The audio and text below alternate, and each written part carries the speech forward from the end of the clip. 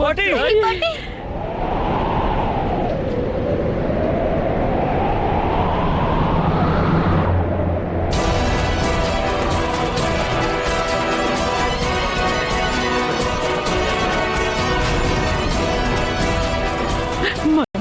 மனோ மனோ நீ என்ன நினைக்கிறியோ அது செஞ்சிரு மனோ. ராஜ்வீர் கிட்ட சொல்லு, சீமா விட்டு சொல்லு மனோ. அக்கா தைரியமா இருங்க, இவன் என்னோட பையன், ரிமோட் கண்ட்ரோல் பொம்மை இல்ல, புரியுதா? ஆமா மனோ.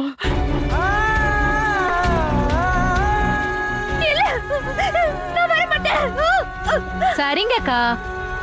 ராஜ்வீர்,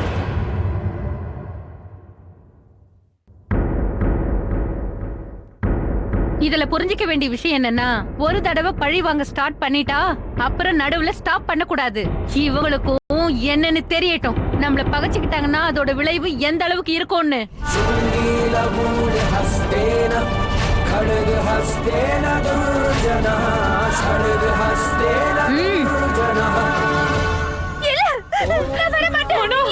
மனோ மனோ விட்டு சொல்லு மனோ.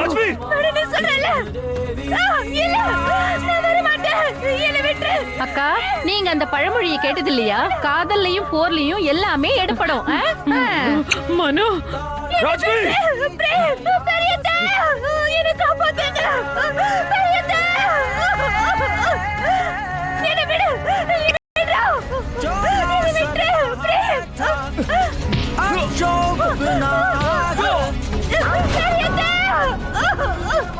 மனோ, கொஞ்சமாவது உறவுகளை நினைச்சு பாரு.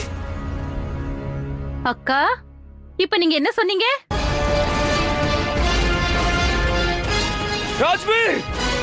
உறவுங்கிற வார்த்தை உங்க வாயில இருந்து வரும்போது எனக்கு ஒரு மாதிரியா இருக்கு.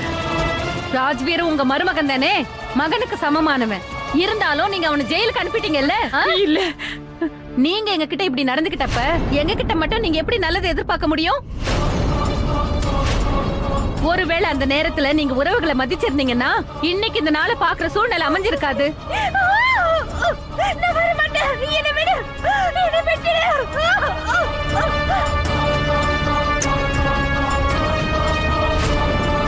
மனோ மனோ மனோ விட்டு சொல்லு மனோ. மனோ விட்டு சொல்லு மனோ. பாட்டி வேண்டாம். உன் அக்கா மேல கொஞ்சம் கருணை காட்டு மனோ. உனக்கு வாழ்நாள் முழுக்க அடிமையா இருக்க.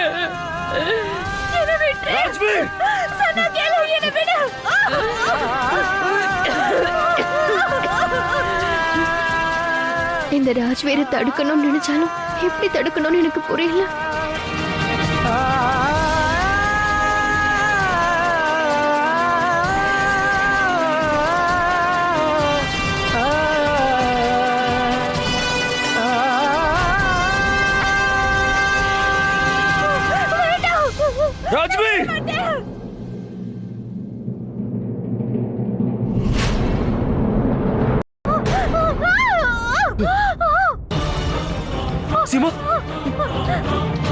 இது உன்னோட முதல் தவறு.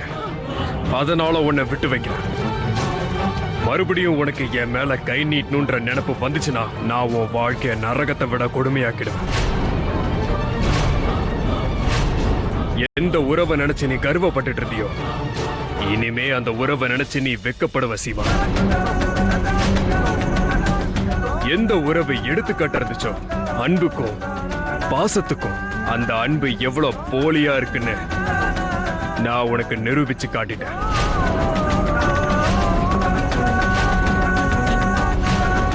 அதனாலதான் சொல்றேன், அதிகமா யோசிக்காத சீமா.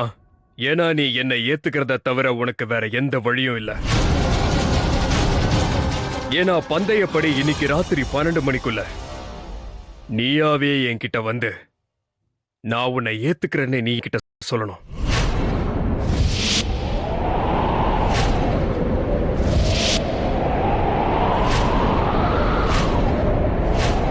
ஒருவேளை நீ அப்படி செய்யலனா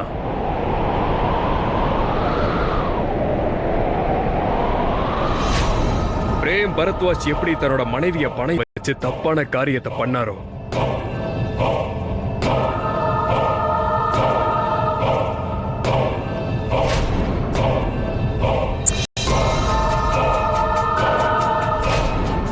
அதோட வீடியோ ரெக்கார்டிங் என்கிட்ட இருக்கு.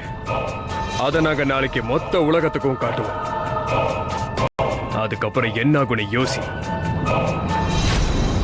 களங்கம் ஏற்படும். களங்கம்.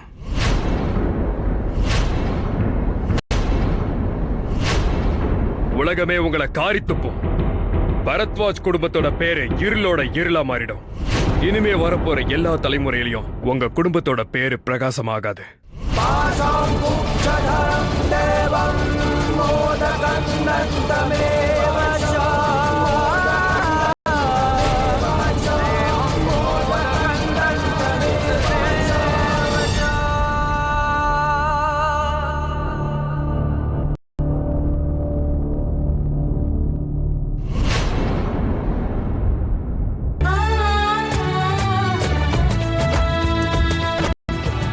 பாக்கெட்டில் இருந்து, ஃப்ரையரில் இருந்து, பாட்டிலில் இருந்து, ஷெல்ஃபில். ஆனால் டாமினோஸில் குட்னஸ் நிரம்பிய அவனில் தயாரிக்கப்பட்ட டாமினோஸ்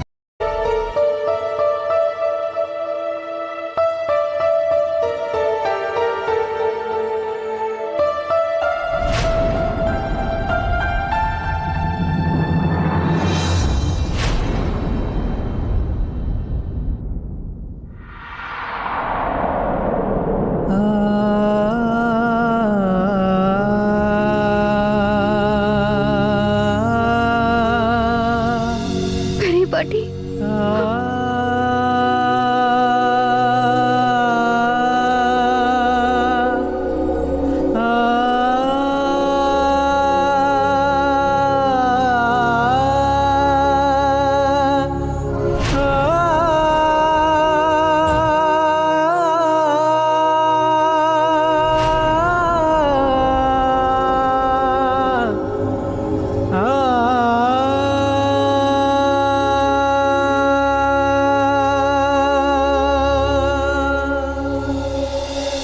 நான் சீமாவை பணைய வச்சு 3வது ஆட்டம் ஆடுறதுக்கு தயாரா இருக்கேன்.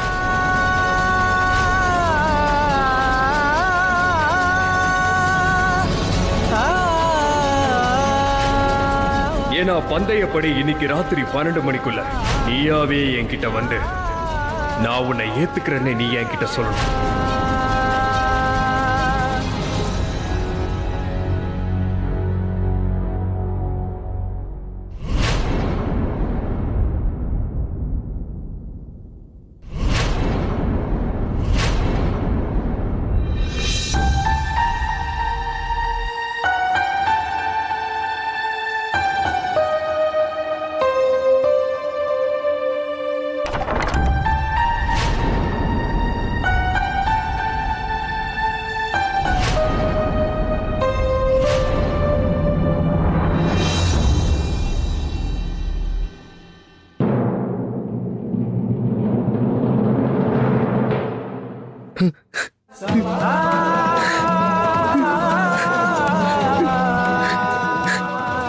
எனக்கு தெரியும் சிவா, மன்னிப்பு கேட்கிற தகுதியே எனக்கு இல்லை. ஆனா தயவு செஞ்சு என்ன நம்பு. நான் செஞ்சது எல்லாமே குடும்பத்தோட நல்லதுக்காக மட்டும்தான்.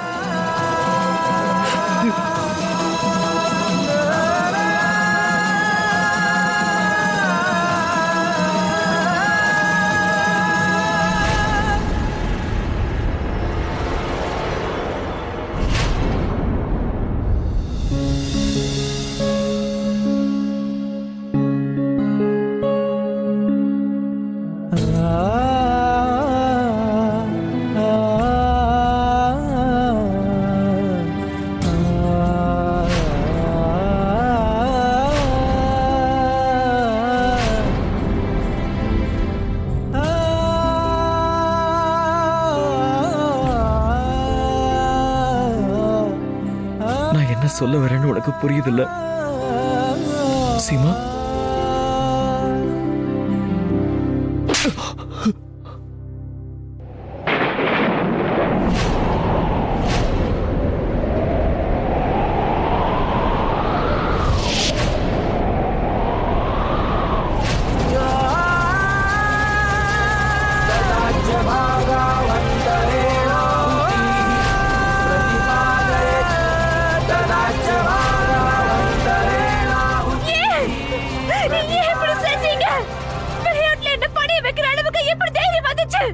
சொல்லுங்க.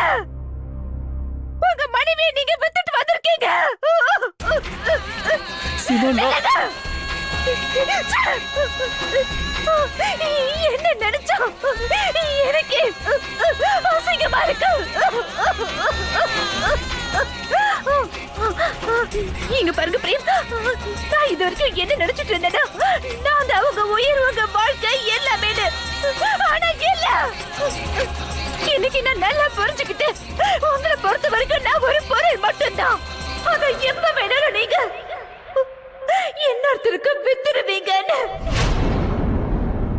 நான் சொல்றது உண்மைதான பிரேம்? சொல்லுங்க பிரேம். இந்த வீடு இல்லன்னா என்ன சொல்லுங்க. உங்க பிசினஸ் இல்லாம போயிடுச்சுன்னா நம்மளால வாழவே முடியாதுன்னு நினைச்சிட்டீங்களா? நீங்க உங்க சீமாவை அசிங்கப்படுத்திட்டீங்கல்ல. பிரேம், இங்க பாருங்க, நம்ம ரோட்ல நிக்கிற நிலைமை வந்திருந்தா கூட நான் உங்க கூட சந்தோஷமா வாழ்ந்திருப்பேன். நான் எதை பத்தி யோசிச்சிருக்க மாட்டேன். ஒரு வேளை சாப்பாடு சாப்பிட்டாலும் உங்க கூட இருந்தா எனக்கு அதுவே போதும் பிரேம். ஆனா நீங்க என்ன பண்ணிருக்கீங்க?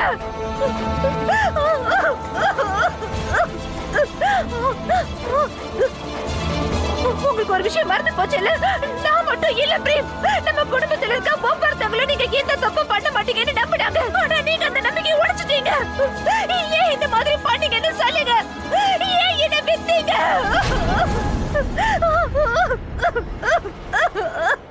ஏன் பிரேம்?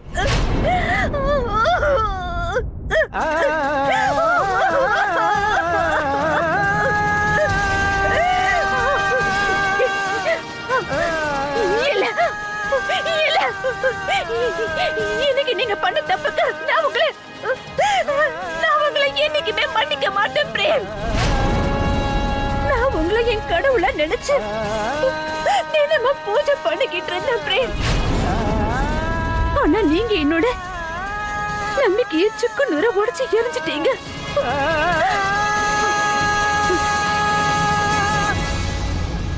நீங்க பண்ண தப்புக்கு தண்டனை என்ன தெரியுமா? கூட இனிமே நான் வாழ மாட்டேன்.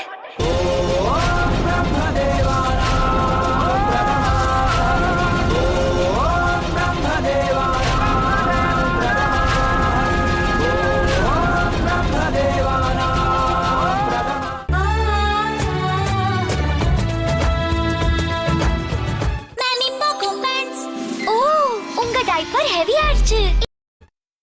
சிமான், அப்படி ஒரு காரியத்தை செய்யறதுக்கு முன்னாடி நீங்க கொடுத்த வாக்குறுதி உங்களுக்கு ஞாபகம் வரலையா? அக்னி சாட்சியா நீங்க என் கூட 7 அடி எடுத்து வச்சு வாக்குறுதி கொடுத்தீங்களே. எந்த நிலைமையிலயும் நீங்க எனக்கு துணையா இருக்கணும்னு நான் விரும்புறேன் பிரேம். அது மட்டும் எனக்கு போதும். சொல்லுங்க, என்ன எப்போ சந்தோஷமா வச்சு பண்ண சத்தியம் பண்ணீங்கல்ல, இப்ப அந்த சத்தியம் என்னாச்சு? என்னோட இந்த வாழ்க்கையில என் சந்தோஷம், என்னோட துக்கம் எல்லாமே நீங்க மட்டும்தான் பிரேம். என்ன கடைசி வரைக்கும் கண் கலங்காம பாதுகாப்பா பாத்துப்பேன்னு சொன்னது நீங்க தானே? நான் சீமாவை பணைய வச்சு 3வது ஆட்டம் ஆடுறதுக்கு தயாரா இருக்கேன். நல்ல காரியம் பண்ணீங்க. அன்னைக்கு என்ன அழவிட மாட்டேன்னு வாக்குறுதி கொடுத்துட்டு இப்ப என்ன வாழ்க்கை போற அழ வச்சுட்டீங்களே. எதுக்காக இந்த மாதிரி ஒரு காரியத்தை பண்ணீங்கன்னு சொல்லுங்க.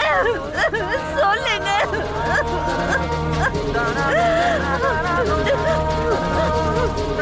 நமக்குள்ள என்னைக்குமே பிரிவு வராதுன்னு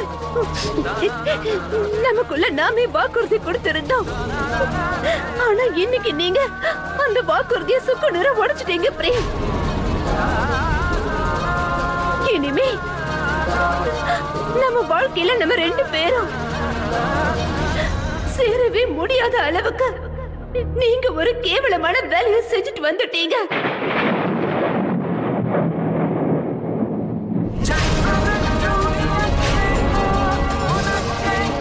மிஸ்டர் பிரேம் பரத்வாஜ், சிமா, நான் சொல்றது கேளு. தயவு செஞ்சு புரிஞ்சுக்கிறதுக்கு முயற்சி பண்ணு. இனிமே என்ன புரிஞ்சுக்கணும்? நான் என்னெல்லாம் புரிஞ்சுக்கணுமோ, என்னெல்லாம் பார்க்கணுமோ எல்லாத்தையுமே பார்த்துட்டேனே. என்ன மிச்சம் இருக்குன்னு சொல்லுங்க. சிமா, நான் கையெடுத்து கும்பிட்டு கேட்கிறேன். நான் செஞ்சது மன்னிக்க முடியாத குற்றம் தான். அதுக்காக நீ என்ன தண்டனை கொடுத்தாலும் அதை நான் ஏத்துக்கிறேன். ஆனா தயவு செஞ்சு இல்ல, எந்த பிரயோஜனமும் இல்ல. என் முன்னாடி நின்று இந்த மாதிரி மன்னிப்பு கேட்கறதால எந்த பிரயோஜனமும் இல்ல பிரேம். போங்க, போய் போய் அந்த ராஜ்வீர் கிட்ட இந்த மாதிரி கையெடுத்து கும்பிட்டு கேளுங்க. இந்த உலகத்துக்கு முன்னாடி என் மானத்தை வாங்கிடாதன்னு கேச்சுங்க. போய் இந்த உலகத்துக்கு முன்னாடியே உங்க மானத்தை காப்பாத்திக்கோங்க பிரேம். என்ன சீமா பரத்வாஜ்.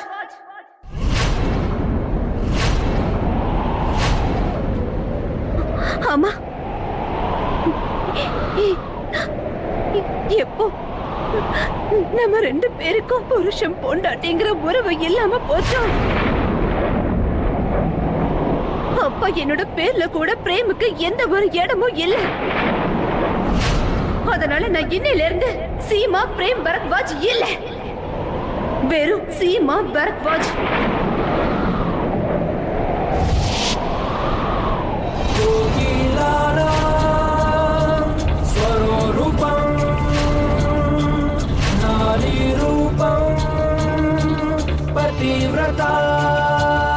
இப்போ நான் சீமா பரத்வாஜ் ஒரு முடிவுக்கு வந்திருக்கேன். அந்த ராஜ்வீர் என்ன பண்ணாலும் சரி, அவன் நினைக்கிறத நான் நடக்க விடவே மாட்டேன். இன்னைக்கு ராத்திரி 12 மணிக்கு அவன் நினைக்கிற மாதிரி எதுவுமே நடக்காது. ஆனா ஒரு விஷயம், இன்னைக்கு ராத்திரி அதே 12 மணிக்கு இந்த வீட்ல ஒண்ணு நடக்கும். அதனால இந்த பரத்வாஜ் குடும்பத்தோட வரலாறே மாற போகுது. அந்த புது வரலாறை எழுத போறது இந்த சீமா.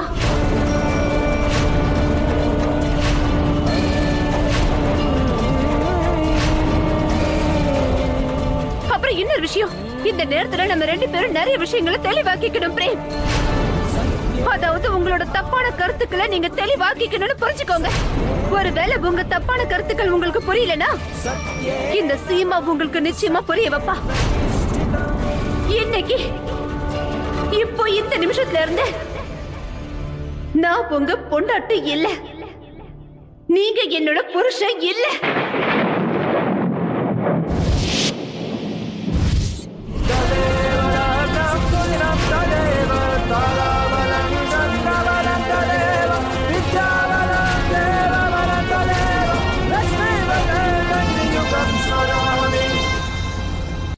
ஹலோ மாயா, வீட்ல எந்த பிரச்சனையும் இல்லல்ல? கடவுளே, ரோஹிணி கிட்ட என்ன பதில் சொல்லுவேன்? ஹலோ மாயா, நான் பேசுறது உனக்கு கேக்குதா இல்லையா? ரோஹிணி அது வந்து ஏன் மாயா எதுவும் பேச மாட்டேங்கிற? வீட்ல எல்லாரும் நல்லா இருக்காங்களா? ரோஹிணி, இங்க எல்லாருமே நல்லா தான் இருக்காங்க. உனக்கும் சித்தார்த்துக்கும் அங்க எந்த பிரச்சனையும் இல்ல? எங்களுக்கு எந்த பிரச்சனையும் இல்ல மாயா. என்னன்னு தெரியல, திடீர்னு எனக்கு ரொம்ப பயமா இருக்கு. எனக்கு என்ன தோணுச்சுன்னா, அக்காக்கு ஏதோ பிரச்சனை நடக்கிற மாதிரி. அவங்க ஏதோ பெரிய கஷ்டத்துல இருக்கிற மாதிரி. இல்ல ரோஹிணி, நீ சொல்ற மாதிரிலாம் இங்க எந்த பிரச்சனையும் இல்ல, நீ எதுக்கும் கவலைப்படாத. அக்காவை பாத்துக்கதான் இங்க நாங்க இத்தனை பேர் இருக்கோம்ல. இப்போ நீ சித்தார்த் கூட எந்த விஷயத்துக்காக அவ்வளவு தூரம் போயிருக்கியோ அதை வெற்றிகரமா சித்தார்த் கூட சேர்ந்து முடிச்சிட்டு வர பாரு. நான் தான் இங்க இருக்கேன்ல, நான் உனக்கு வாக்கு கொடுக்கறேன். அக்காக்கு நான் எதுவும் ஆக விட மாட்டேன்.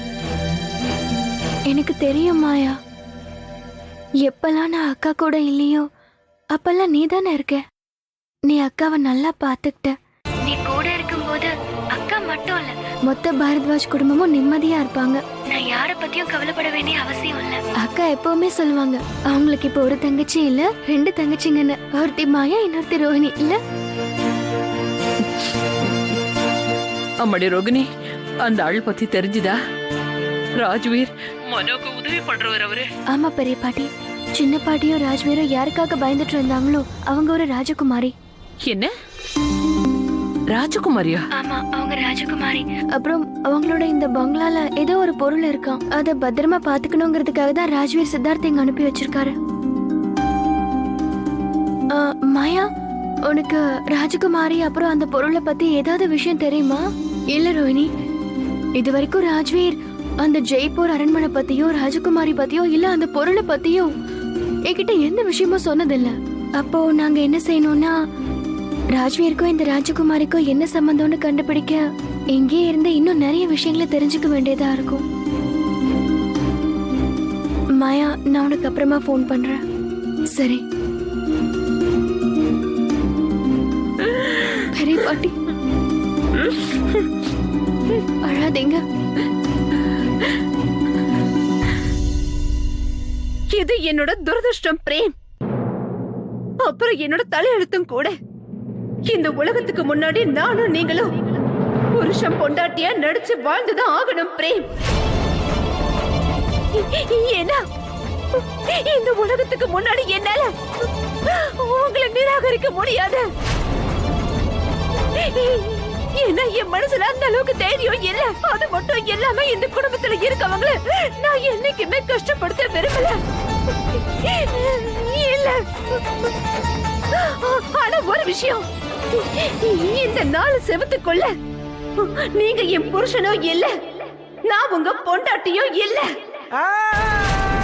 இனிமே நமக்குள்ள பாசம், பந்தம், காதல் இதுக்கெல்லாம் இடமே கிடையாது. நமக்குள்ள புறவுங்கிற வார்த்தைக்கு அர்த்தம் இல்ல. இன்னில இருந்து நீங்களும் நானும் எப்பவுமே விரோதிங்க மட்டும்தான். இனிமே நீங்களும் நானும் ஒன்னா வாழவே முடியாது.